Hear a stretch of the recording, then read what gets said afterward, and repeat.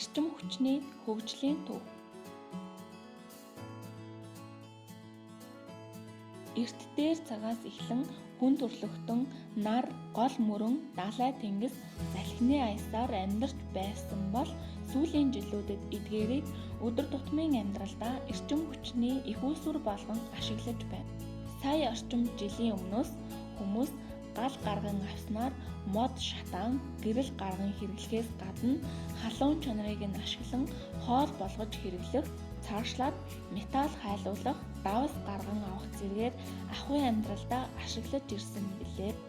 Эрчим хүч ашиглах өөр нэгэн хэлбэр бол 10,000 гаруй жилийн тэртээс амьтны хүчийг ашиглан газар боловсруулахад хэрэглэж байсан. Мөн манай эртний өмнөх 3500 оны үеэс хүн төрлөختөн салхины нөлөөг ажигласнаар түүнийг ашиглаж болох юм гэсэн санаа төрж салхины энергийг механик энерги болгон хувиргадаг салхин тээрэм ба усан онгоц бүтээн ашиглаж эхэлсэн.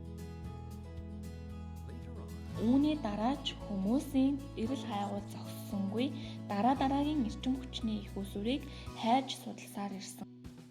Ингээд нүүрсийг ашиглаж эхэлснээр нүүрсний үйлдвэр хөгжиж эхэлсэн.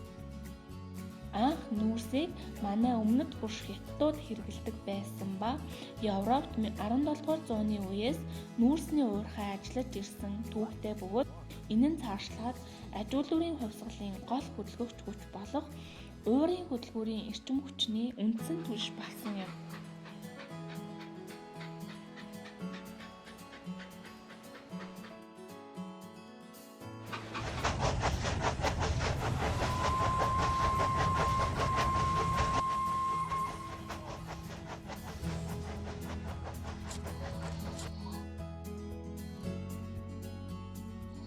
Үүгээр зогсохгүй улам бүр хөгжүүлсээр чулуужсан нүүрс газрын тос болон байгалийн хийг нээн илрүүлсэн.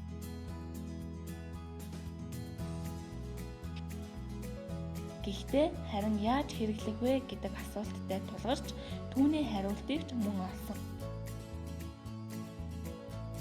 Газрын тосыг түлш болгон боловсруулж машин болон хөдөлгүүрийг ажилуулах, байгалийн хийг ашиглан мод болон нүүрсний оронд гэрэл болон дулааныг үйлдвэрлэх зэргээр ашиглаж эхлэв.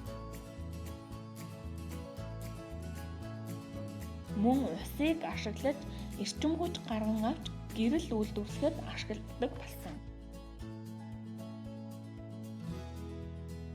Сүүлийн жилүүдэд цөмийн энергийг ашиглан эрчим хүч гаргаж авах болсон.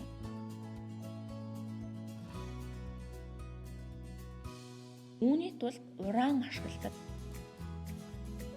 Гэвч аюулгүй ажиллагааны зааврыг мөрдөөгүйгээс байгаль орчинд нөхөж баршгүй хохирол учруулах аюултай учраас хүмүүс байгаль орчныг бохирдуулахгүй сэргээгдэх боломжтой нар, салхи, усны эрчим хүчинд илүүтэй анхаарал хандуулж тэдгээрийг хэрхэн ашиглах, улам боловсронгүй болгох вэ гэдгийг судалсаар ирсэн байгаа билээ.